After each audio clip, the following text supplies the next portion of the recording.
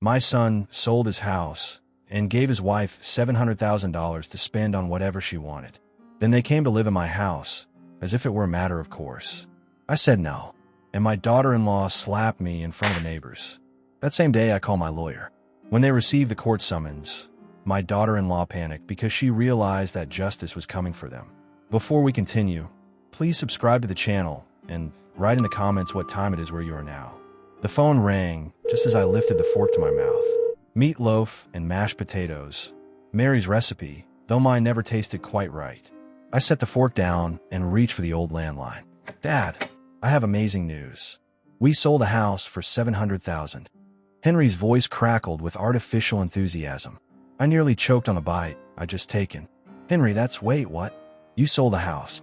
Can you believe it? $700,000. The market's incredible right now. We got way more than expected. The fork slipped from my fingers, clattering against the plate. Something cold settled in my stomach that had nothing to do with dinner. Son, I don't understand. When did you sell it? You never mentioned it. Happened fast, Dad. Really fast. These buyers came in with cash. No inspection needed. We couldn't pass it up. I stood, carrying the phone toward the living room. My legs felt unsteady. Henry, where will you live now? A pause. In the background, I heard traffic noise. Maybe a car door slamming. We'll figure it out, Dad. Don't worry about us. The important thing is we made this incredible profit. But Henry, that was your home. You and Lori just bought it 3 years ago. Right. And now we've made a fortune. Lori's so excited. She's already talking about all the things we can finally afford. The coldness in my stomach spread upward. I sank into my armchair, the one facing Mary's photograph on the mantel. Things? What kind of things? Oh, Lori. She's got her eye on some designer furniture. Maybe that Mercedes she's been wanting. And there's this amazing spa vacation package she found. Henry. My voice came out sharper than intended. What about the $300,000 I gave you for that house? Silence. Long enough that I wondered if the call had dropped. Dad, I'm here. Son, look. Dad, you gave us that money. Now it's our money. We can do what we want with it. The words hit me like a physical blow. I stared at Mary's smiling face in the silver frame, remembering how she'd always said Henry had a good heart, just needed guidance. Our money, Henry, that was a loan. We discussed, did we? I don't remember signing any loan papers. My hand trembled as I held the receiver. You didn't need to sign papers. You're my son. You promised you'd pay me back when you could. Henry's laugh sounded nothing like the boy I'd raised. Dad, that was just talk. You know how these family things go. Besides, you don't need the money. You've got that big house, your pension, Mom's life insurance. Henry, I trusted you, and you should be happy for us. Your son is finally getting ahead in life. Isn't that what parents want? I stood again, walking to my study. The receiver cord stretched as far as it would go. My desk drawer stuck. It always did. But I yanked it open and pulled out the manila folder I kept there. Henry, I have the bank records right here. $300,000 withdrawn from my retirement account in June 2021. You said it was for your dream house that you'd pay me back. Dad, let it go. We're family. Family helps each other. Help each other? What about helping me? What about honoring your word? Look, I've got to run. Lori's waiting in the car, and we have things to do. Thanks for being understanding about this. Henry, wait. The dial tone buzzed in my ear. I stood there holding the dead phone, staring at the bank documents scattered across my desk. 3 years ago, those same papers had represented hope, love, trust. Now they felt like evidence of the biggest mistake I'd ever made. I set the receiver back in its cradle and picked up the loan documentation. My signature looked so confident, so trusting. Henry's handwriting was there, too. Not on any official papers, but on the thank you card he'd given me afterward. Dad, you're the best. We'll definitely pay you back. Love, Henry and Lori. The words blurred as I held the card under my desk lamp. Outside, the October wind rattled the windows of my empty house. The thank you card trembled in my hands. Henry's handwriting hadn't changed much since childhood. Still that same hurried scroll I'd seen on homework assignments and birthday cards. But now those loops and slashes felt like lies written in ink. I set the card down and opened the bank statement from June 2021. There it was. Withdrawal of $300,000 from my retirement savings. The largest single transaction I'd ever made. and I'd done it without hesitation. The memory hit me with startling clarity. That Sunday afternoon in late spring, windows open, birds singing in the backyard. Henry and Lori sitting at my kitchen table, her hand resting on his arm as he explained their situation. "Dad, we found our dream house, but we're $300,000 short for the down payment. I've been making coffee, the same Maxwell house I still drank every morning." The smell of it filled the kitchen as I listened to my son's hopeful voice. "The sellers want to close quickly," Lori had added, her smile bright and grateful. "We've never asked you for anything like this, but we didn't know where else to turn." I remembered setting down the coffee pot, looking at their young faces full of dreams and possibility. Henry had seemed nervous, fidgeting with his wedding ring. Lori kept smoothing her hair the way she did when she was trying to make a good impression. "Of course, son. I'll help. This is for your family." The relief on Henry's face had been immediate and genuine. Or so I'd thought. He'd stood up and hugged me, something he rarely did anymore. "Dad, you're the best. We'll definitely pay you back. I know this is a lot of money. Don't rush, Henry. The important thing is that you're happy. You and Lori deserve a beautiful home." Even Lori had tears in her eyes that day, thanking me over and over. She'd called me the most generous father-in-law in the world. I poured myself a scotch, something I rarely did on weeknights.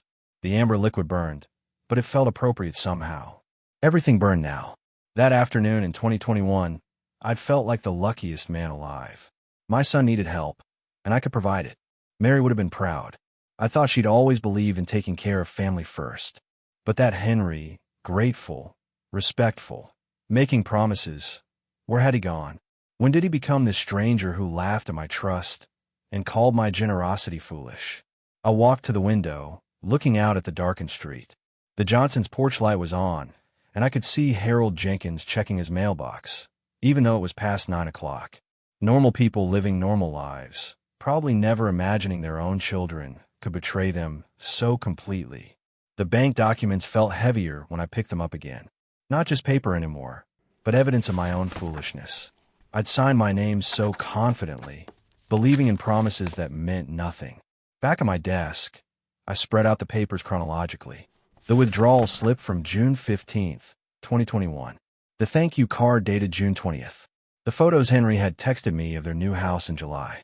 All evidence of a time when I believed my son was a man of his word. Mary's photograph watched me from across the room. I caught her expression in that picture during our last Christmas together. Patient, knowing, slightly amused by something I'd said. What would she think of this situation? What would she tell me to do? I knew the answer. Mary never let anyone walk on her, not even family, especially not family. The scotch was nearly gone when I finally closed the folder and secured it back in the desk drawer. The documents would still be there tomorrow, still proof of Henry's promises and my misplaced trust. But tonight, for the first time since that phone call, I felt something besides shock and hurt. Something harder, colder, something that felt almost like Mary's strength flowing through me. I turned off the desk lamp and headed upstairs, the old wooden steps creaking under my feet.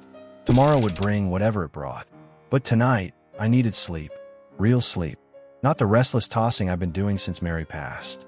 The house settled around me as I climbed toward the bedroom. Every familiar sound a reminder that this was my home, my sanctuary, my castle. And nobody, not even my own son, was going to take that away from me. The pounding on my front door shattered the morning quiet like gunfire. I jolted awake, squinting at the bedside clock. 7:15 a.m. The knocking came again, aggressive and demanding. I stumbled to the window, pulling back the curtain. A moving truck sat in my driveway. My driveway. Henry's car was parked behind it, trunk open, suitcases visible. The knocking resumed, more violent this time. I threw on my robe and slippers, hurrying downstairs. Through the frosted glass of my front door, I could see two figures, one tall, one shorter. My hand shook as I turned the deadbolt. Henry stood on my porch, grinning like this was Christmas morning. Behind him, Lori held a designer suitcase, her makeup perfect despite the early hour. "Hi, Dad. We're here." I blinked at them, still processing. "What does this mean, Henry?" "Well, since we sold the house, we need somewhere to stay." He gestured toward the moving truck like it explained everything. "We'll stay with you temporarily, just until we find something suitable." The cold October air bit through my thin robe. No, absolutely not. You don't belong here. Henry's smile faltered for just a moment. Dad, don't be selfish. You have this big house, and we're your family. He moved forward like he intended to walk right past me, but I stepped into the doorway, gripping the frame. This is my home. You made your choices. Our choices. Lori's voice was sharp as broken glass. We're family. Family helps each other in times of need. I stared at her perfectly styled hair, her expensive jacket, the diamond earrings catching the morning light. Times of need. You just sold a house for $700,000. That money's already allocated, Henry said, his tone turning cold. Lori has needs, Dad. Important needs. More important than having a place to live. From across the street, I noticed Harold Jenkins in his front yard, pretending to check his morning paper, but clearly listening. Dad, you're being unreasonable. Henry's voice carried across the quiet neighborhood. We're not asking for charity. We're asking for temporary family support after you stole $300,000 from me. We didn't steal anything. Lori stepped forward, her face flushing red. You gave us that money freely. It was a loan. Where's the paperwork? Henry challenged. Show me the signed loan documents. The morning was getting colder, and I pulled my robe tighter. More neighbors were visible now. The Johnsons had stopped their morning walk, standing near their mailbox and watching. You know, there are no papers, I said quietly.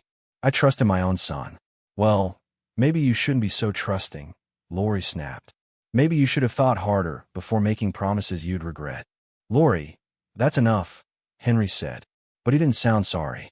He sounded tired. No, it's not enough. She turned back to me, her voice rising.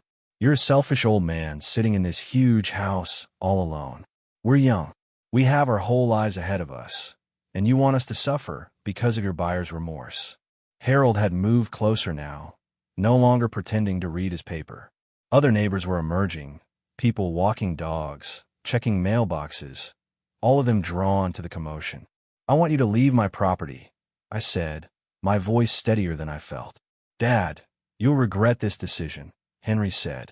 The mask was completely off now. No more fake smiles. No more cheerful manipulation. Family is supposed to stick together. When you're old and sick and need help, remember this moment. Is that a threat, son? It's reality, Dad. You're not getting any younger. Lori stepped even closer. Close enough that I could smell her expensive perfume. You'll change your mind. You'll come begging us to come back. And maybe we'll consider it. Get off my property. That's when she slapped me. The sound cracked across the morning air like a whip. My head snapped back, my cheeks stinging, and I stumbled against the door frame. The humiliation burned worse than the physical pain. Harold dropped his newspaper and stepped forward. Hey, that's enough. Henry grabbed Lori's arm, pulling her back toward the car. Come on, we're done here. You'll regret your greed, Lori shouted over her shoulder as Henry dragged her away. You'll regret being such a selfish, bitter old man. They threw their suitcases into the trunk, Henry slamming it so hard the whole car shook. The moving truck driver, who'd been sitting in his cab during the entire confrontation, started his engine. As they drove away, tires squealing against the asphalt, Harold approached with concern written across his weathered face. I touched my stinging cheek, aware that half the neighborhood had just witnessed my son's wife assault me on my own front porch. The morning air felt even colder now, but I remained standing in my doorway, watching their car disappear around the corner. Harold approached slowly, his weathered face creased with concern. Behind him, other neighbors lingered. Mrs. Chen had stepped onto her porch, and the Johnsons stood frozen near their mailbox. Raymond, friend, you did the right thing, Harold said, his voice steady but kind. Don't let them make you doubt yourself. I touched my cheek where Lori's hand had landed. The sting was already fading, but the humiliation burned deeper. 35 years of raising Henry, of giving him everything I could, and this was how it ended, his wife striking me in front of my neighbors. Did you see what happened? I asked Harold, though I knew he had. Every bit of it. So did Tom Patterson over there and the Johnsons. If you need witnesses to what that woman did, you've got them. Tom Patterson raised his hand in a small wave from his driveway, his expression grim but supportive.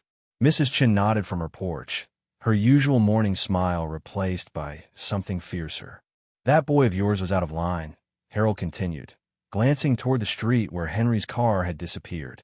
And his wife? Well, that was assault, plain and simple. Assault. The word hung in the cool morning air like a verdict. I've been thinking of it as a slap, a moment of lost temper. But Harold was right. In the eyes of the law, Lori had committed assault. I raised him better than this. I said more to myself than Harold. Sometimes kids go wrong despite good raising. Happens to the best of families. The question now is what you plan to do about it. What did I plan to do? 24 hours ago, I'd been a peaceful widower enjoying his quiet retirement. Now I was a man who'd been threatened and struck by his own family. Harold, I need to think. Get my bearings. Of course you do.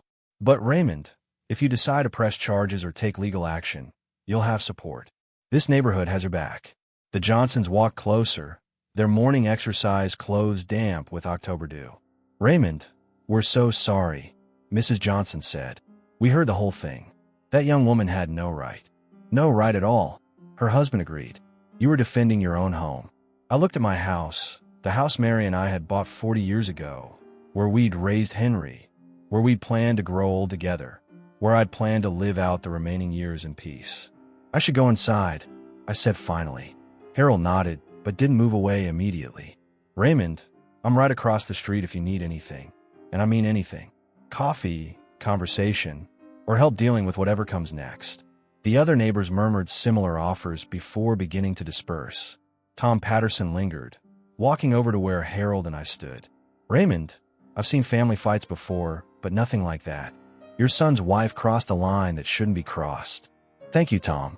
Harold's right about the witnesses. What happened here this morning? It wasn't just a family dispute. That woman attacked you on your own property. After they'd all gone, I stood alone in my front yard, touching my face again. The physical pain was minimal, but something else had changed. The man who'd answered Henry's phone call Friday night was gone, replaced by someone harder, more determined. I walked back to my front door, pausing to look at the tire marks Henry's car had left on my driveway. Evidence of their hasty retreat, their guilty knowledge of what they'd done. Inside, the house felt different. Not violated, but somehow more fortress-like. My sanctuary had been threatened, but it had held, and I was still here, still standing, still the owner of this place they tried to claim. The red mark on my cheek would fade, but the clarity it had brought me would not. The bathroom mirror showed me a stranger, not the defeated old man Henry probably expected, but someone with steel in his eyes and a red handprint on his left cheek, like a badge of war. I touched the tender skin gently. Lori's ring had left a small scratch near my ear. Evidence, I realized, proof of what she'd done. But I needed more than evidence of assault. I needed strategy. Walking to my study, I felt different, steadier, more focused than I'd been since Mary's death 2 years ago. The morning's humiliation had burned away something soft in me, revealing the engineer I'd always been underneath. Methodical, practical, uncompromising when it came to solving problems. Henry was a problem that needed solving. I settled into my favorite armchair and opened the desk drawer where I kept important documents. My filing system was alphabetical and precise, habits from 40 years of engineering work. Under J for Henry, I found the folder I was looking for. The loan agreement was exactly where I'd left it, in a manila envelope marked Henry House Loan 2021. I pulled it out carefully, handling the papers like the legal weapons they were. Mary's photograph watched me from the desk, her smile encouraging. She'd always said I was too trusting when it came to family, too willing to give without protecting myself. Fight for justice, Raymond. She told me once during a dispute with a contractor. Being nice doesn't mean being weak. Tom, stop being nice. The contract was 8 pages long, typed on Samuel Grant's official letterhead. I put on my reading glasses and examined every clause, every paragraph, every word that Henry had agreed to when he signed his name 3 years ago. Principal amount, $300,000. Term, 5 years with payments beginning January 2022. Default clause, if payments were missed for more than 90 days, the entire balance became immediately due. Henry hadn't made a single payment, not a dollar, in nearly 3 years. According to the contract, he owed me $300,000 plus accumulated interest at 8% annually. I reached for my calculator, the same one I'd used for engineering calculation for decades. Principal, $300,000. Interest for 3 years, $72,000. Total amount due, $372,000. My hands were steady as I wrote the figures on a legal pad. Henry thought he was clever, claiming the money was a gift. But contracts don't lie, and signatures don't disappear because someone finds them inconvenient. I leaned back in my chair, holding the document up to the morning light streaming through my study window. Henry's signature was clear, witnessed by Samuel and notarized by Samuel's secretary. Legal, binding, and enforceable. For the first time since Friday night's phone call, I smiled. The boy who'd thrown tantrums when he didn't get his way, who'd learned to manipulate rather than earn, who'd brought that woman to strike me in my own yard, had made one crucial mistake. He'd underestimated his father. I organized the papers carefully, making copies with my home scanner, another habit from my engineering days. Always have backups. Always document everything. Always be prepared. The original documents went back into their folder, which went back into the drawer, which I locked with the small key I kept on my keyring. The copies went into a second folder marked legal action. Henry. Outside, I could hear normal Saturday morning sounds. Lawnmowers, children playing, dogs barking. Life continuing as if nothing had changed. But something fundamental had shifted in my world, and I was finally ready to acknowledge it. Henry wasn't my little boy anymore. He was a man who'd stolen from his father and allowed his wife to assault me. He was someone who needed to learn that actions have consequences. I looked at Mary's photograph again, imagining her approval of my methodical approach. She'd married an engineer. After all, she knew I was capable of more than just kindness.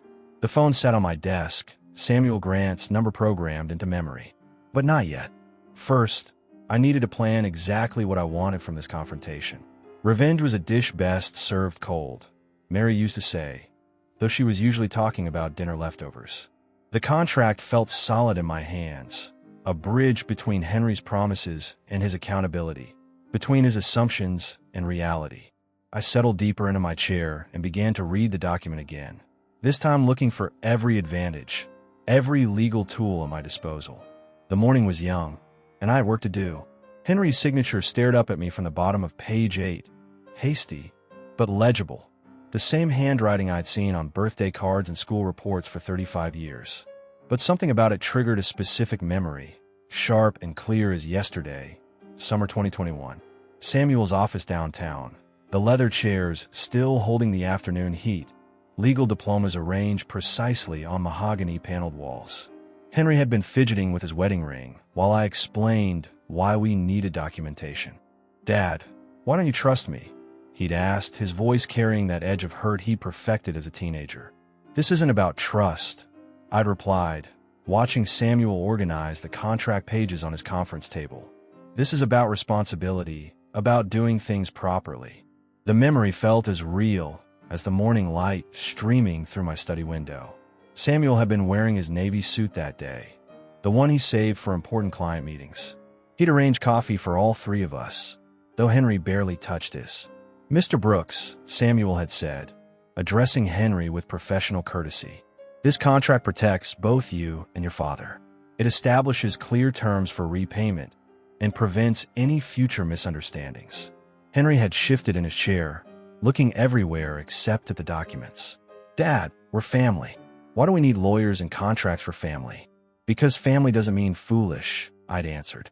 "Your mother always said, the clearest agreements make the best relationships." That had been the moment. Henry's expression changing from hurt to something harder, more calculating. Even then, 3 years ago, I'd seen a glimpse of the man who would eventually laugh at my trust and allow his wife to strike me. "Fine, Dad," he'd said finally, reaching for Samuel's expensive pen, "if it makes you feel better." But it hadn't made him feel better. I could see that now, remembering how his hand had hesitated before each signature, how he'd asked twice about the default clauses, how his voice had tightened when Samuel explained that the full amount would become due immediately if he missed payments. "Mr. Brooks," Samuel had said to Henry, "do you understand that this creates a legal obligation? This isn't a gift that can be forgotten or ignored." "I understand," Henry had replied, though his tone suggested he understood nothing except that he needed a sign to get the money. The irony was perfect. Henry's reluctance to sign had been my first warning that he wasn't taking the agreement seriously. But his signature, reluctant or not, made the contract legally binding. I closed my eyes, remembering the rest of that afternoon.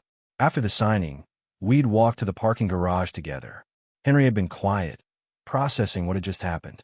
"Dad, you know I'm good for this money, right?" "Of course, son. That's why I'm giving it to you." The contract makes it feel businesslike. Sometimes business and family have to overlap. "That doesn't mean I love you less." He'd hug me then quickly and awkwardly before getting into his car. "Thanks, Dad, for everything." Those have been the last grateful words I'd heard from my son. Now sitting in my study 3 years later, with his signature under my reading glasses, I understood what Samuel had been protecting me from. Not Henry's inability to repay the loan, his unwillingness to acknowledge it existed. The contract was Samuel's gift to me, though I hadn't fully appreciated it at the time. Every clause, every term, every legal protection had been crafted by a man who understood both law and human nature. I reached for my phone, scrolling through the contacts until I found Samuel's number. Saturday morning, he'd probably be having breakfast with his wife, reading the newspaper, enjoying his weekend peace. But this couldn't wait until Monday. The phone rang twice before his familiar voice answered. "Raymond, everything all right?" "Samuel, I need to see you today if possible. It's about Henry and that loan contract you prepared." A pause, then a change in his tone from personal friend to professional attorney. "What's happened?" "They sold their house for $700,000.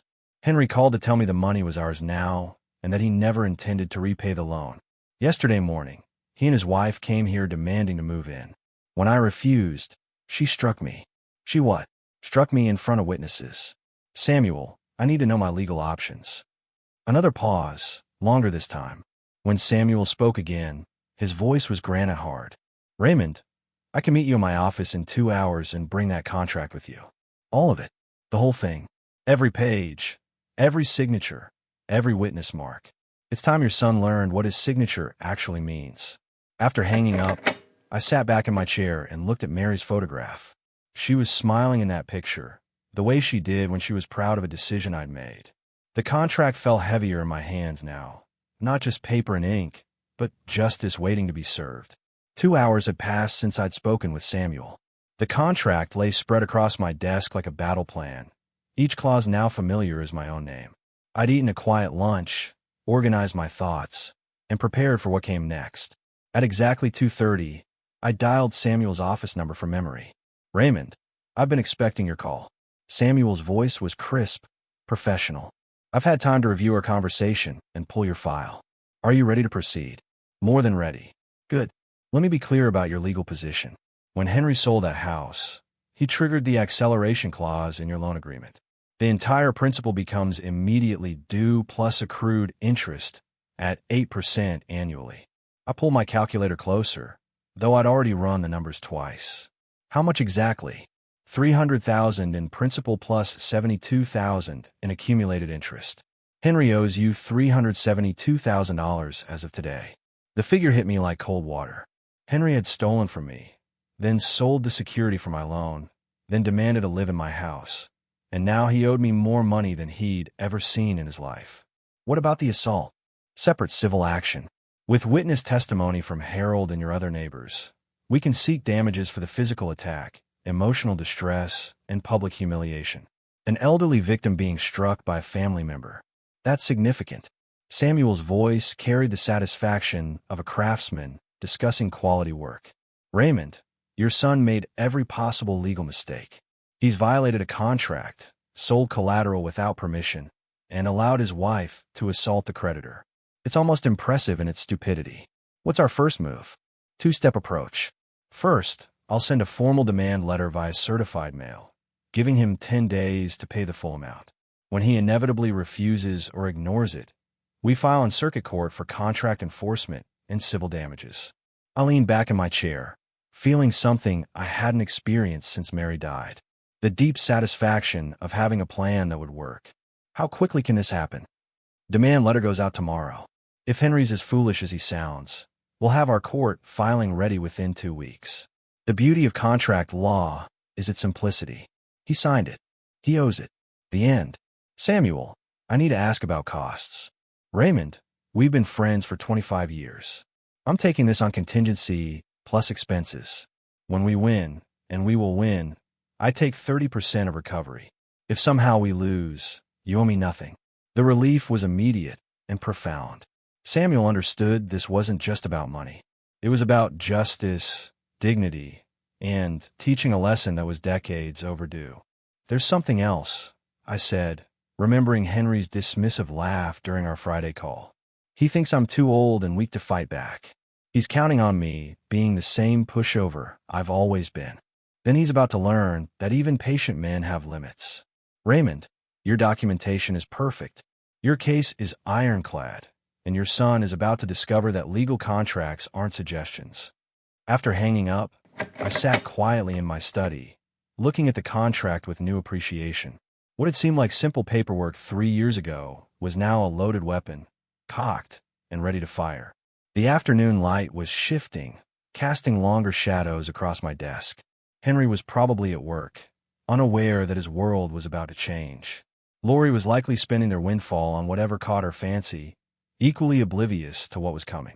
They'd treated me like a fool, a resource to be exploited and discarded. But fools don't keep meticulous records, don't consult lawyers, and don't fight back with precision and planning. I opened my desk drawer and pulled out a legal pad, writing Henry legal action at the top in my careful engineer's handwriting. Below it, I listed Samuel's timeline: demand letter, Tuesday, court filing in 2 weeks, discovery process, trial preparation. For the first time since Friday night, I was looking forward to Monday morning. Monday evening arrived with autumn's early darkness.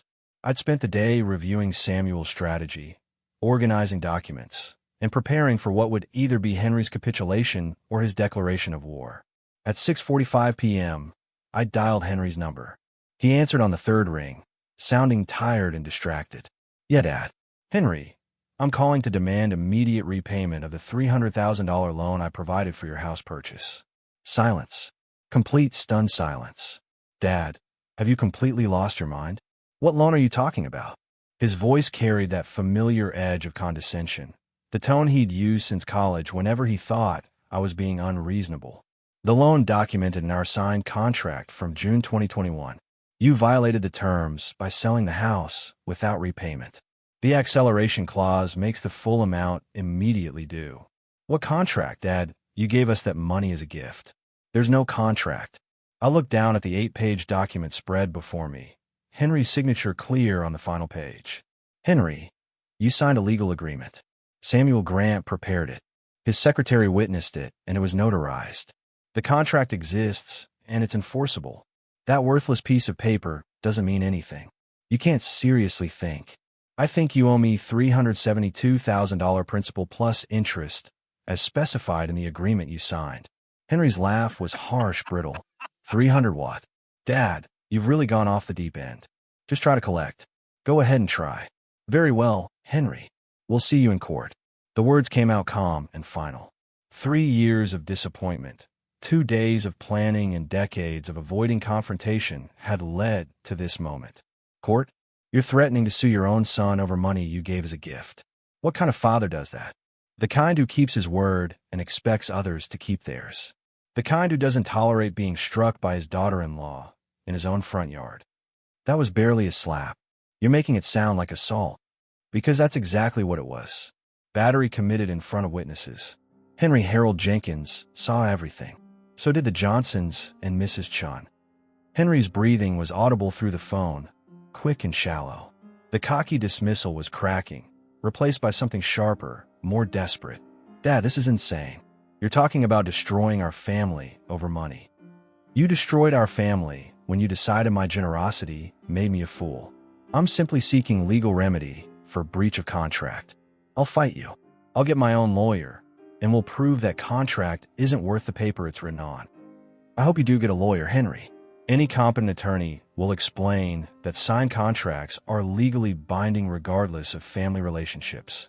The line went quiet, except for Henry's labored breathing and what sounded like Lori's voice in the background, sharp and angry, though I couldn't make out the words. "This isn't over, Dad. You'll regret this decision.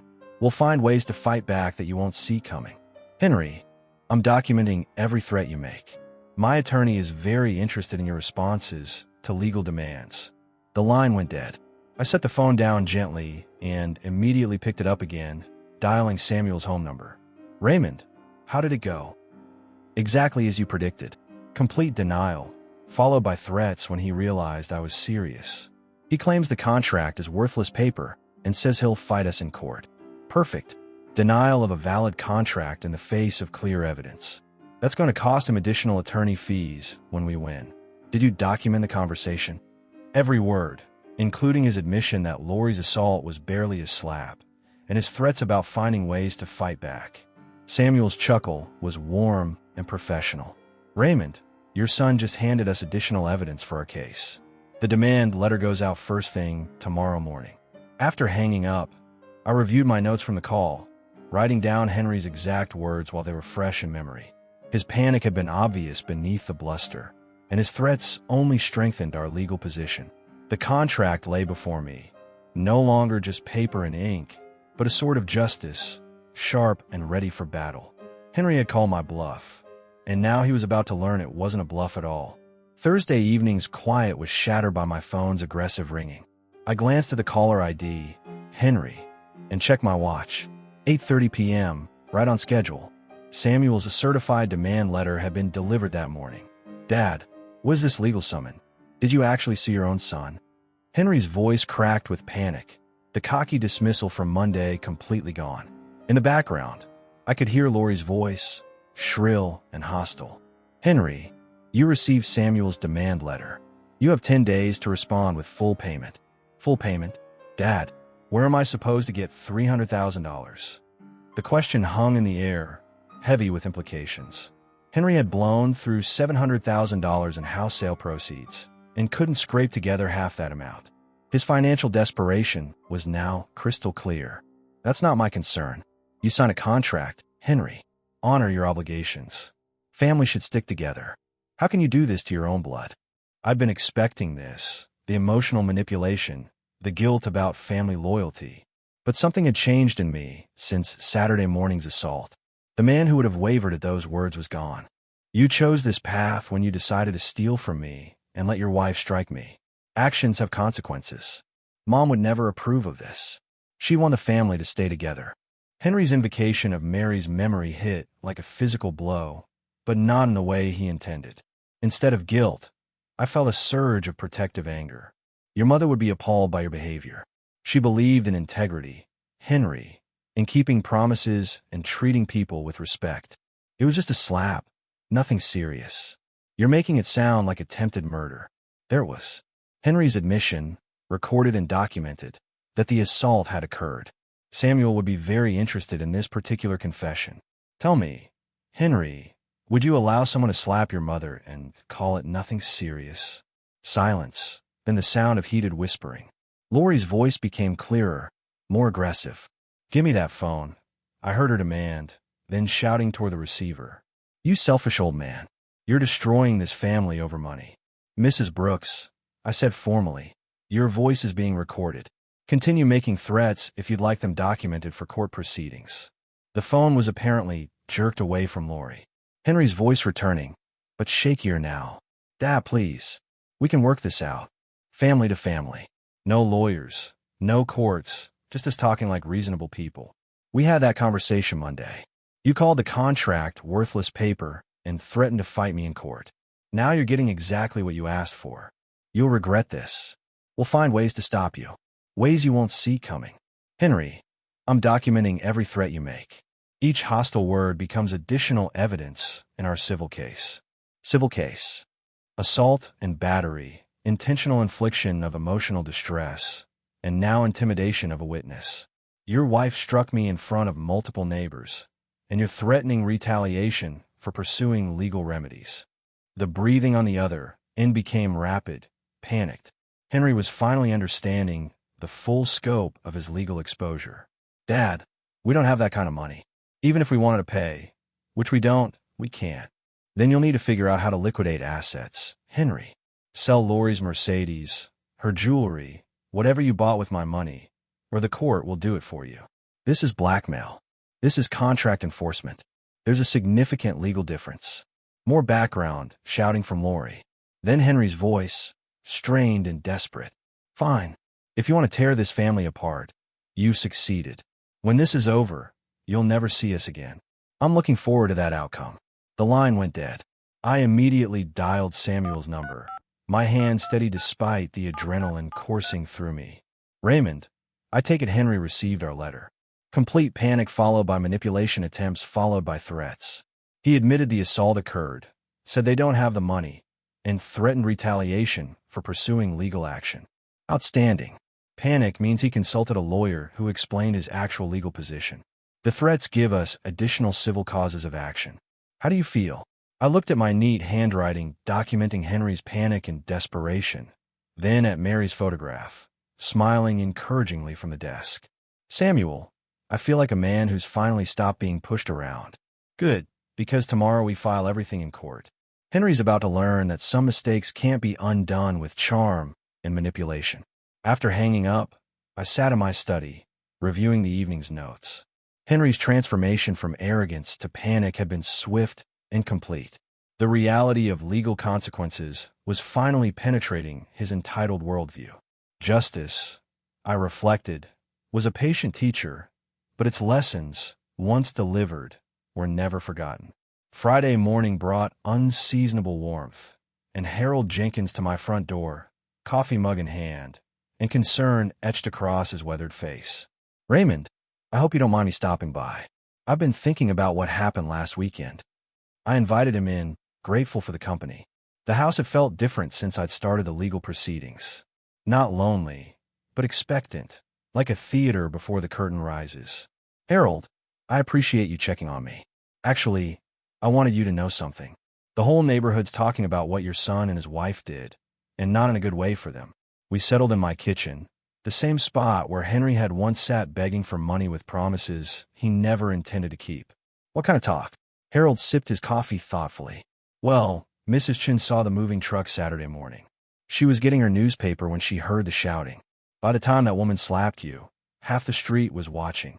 I'd known there were witnesses, but I hadn't realized how public the spectacle had become. Tom Patterson's been telling everyone about it. Says he's never seen anything like it. A grown woman striking an elderly man in his own front yard. People are upset, Raymond. Really upset. The validation was unexpected and deeply satisfying. I'd spent decades being the quiet neighbor, the man who kept to himself and caused no trouble. Now, when I needed community support, it was there. Harold, I need to tell you something. I filed a lawsuit against Henry. Contract violation and civil damages for the assault. Harold's eyebrows rose, but his expression remained supportive. Good for you. About time someone held that boy accountable. I might need witnesses, people who saw what happened Saturday morning. You'll have them. Mrs. Chin's already said she'd testify if needed. So have a Johnson's, and Tom Patterson's practically volunteering himself. None of us like seeing you treated that way. A knock at the door interrupted us. Through the window, I could see Mrs. Chun holding a covered dish. Raymond, dear, I brought you some soup, she said when I opened the door. Her usual gentle demeanor was replaced by something fiercer.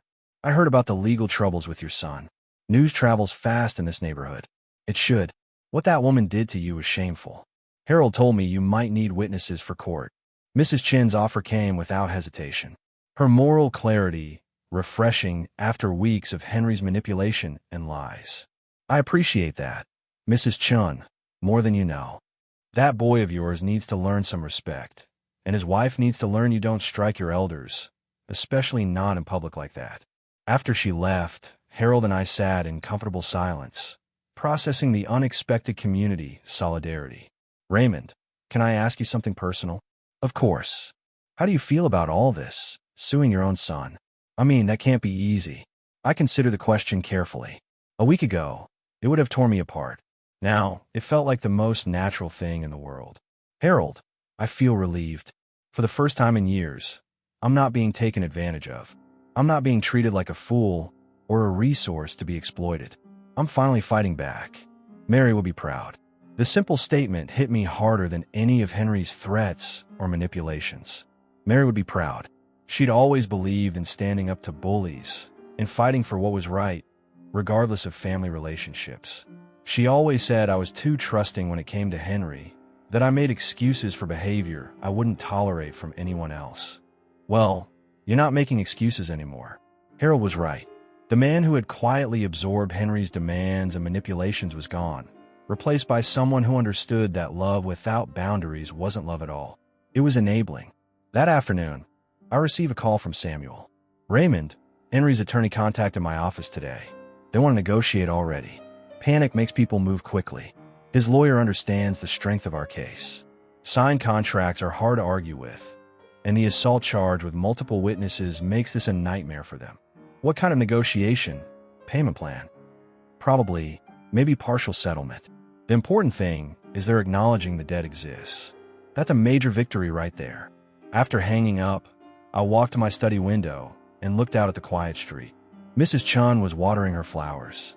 Harold was checking his mailbox, and life continued its normal rhythm. But something fundamental had changed. I was no longer the victim in this story. I was the one with the power. Samuel's office felt different this time. Not like a place I was seeking help, but like the headquarters of a successful campaign. The mahogany conference table held neat stacks of documents, and Henry's attorney sat across from us, looking distinctly uncomfortable. Mr. Brooks, Henry's lawyer began, my client is prepared to offer a settlement that we believe is fair to all parties. David Morrison was younger than Samuel, with the nervous energy of someone who'd taken a bad case and was trying to minimize the damage. I'd researched him after Samuel mentioned his name. Recent law school graduate, mostly traffic violations in small claims court. Let's hear it, Samuel said, his tone professional but skeptical. Mr. Henry Brooks is prepared to acknowledge the loan and agree to a payment plan. $50,000 immediately, then monthly payments of $2,000 until the debt is satisfied. I did quick mental math. At that rate, it would take 12 years to pay off the principal, not counting interest. I was 68 years old. Absolutely not, I said before Samuel could respond. Morrison shifted uncomfortably. Mr. Brooks, my client has limited resources. The house sale proceeds have been allocated to other expenses.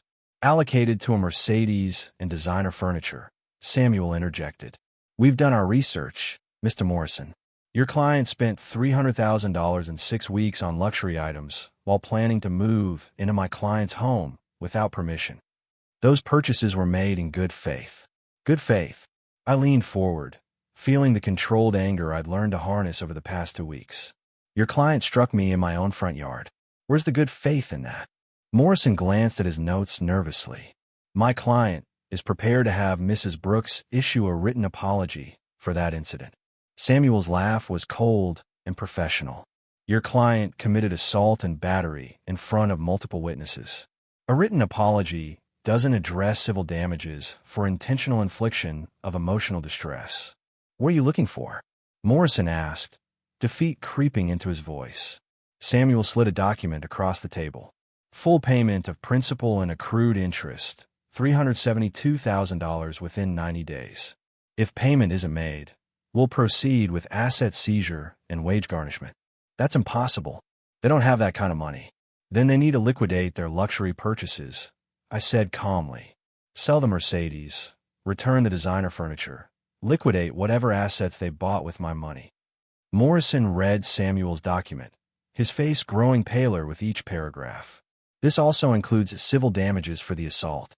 $50,000 for assault, emotional distress, and public humiliation. Very reasonable considering the circumstances. So, you're demanding $422,000 total. We're demanding justice, I said. Your client stole from me, attempted to move into my home without permission, and physically assaulted me when I refused. These are the consequences of their choices. Morrison excused himself to make a phone call, presumably to Henry. Through the conference room's glass wall, I could see him pacing and gesturing frantically. How do you think Henry's taking this? I asked Samuel. About as well as you'd expect. His cheap lawyer probably told him he could negotiate this down to a manageable payment plan. Now he's learning that stealing from your father has real consequences. Morrison returned looking defeated. My client needs time to consider your terms. He has 48 hours. Samuel said. After that, we proceed with full legal action, including asset seizure and wage garnishment. The Illinois court system is very efficient when it comes to contract enforcement.